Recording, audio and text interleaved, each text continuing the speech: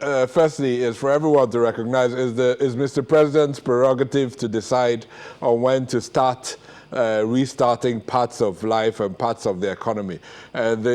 Our information is one of the streams of information that he uses, obviously, to make this decision.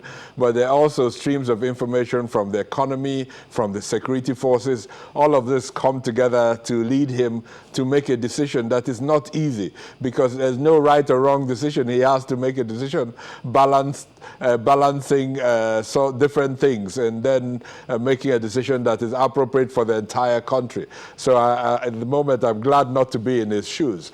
But the key thing is, Chamberlain, is the goal of the lockdown is not to get to the end of this outbreak, because that is not a realistic goal.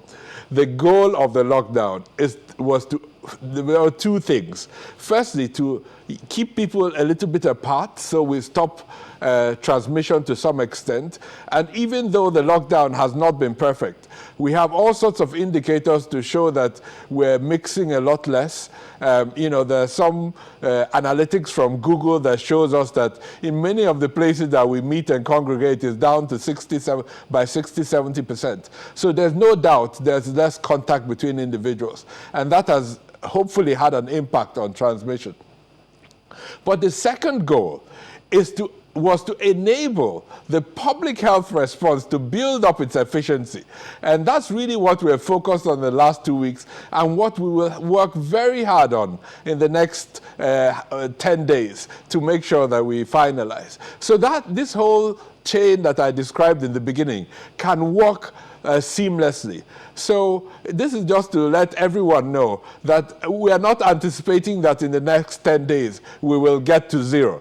We are anticipating that we will have a public health response that can work while slowly people start going about their small businesses.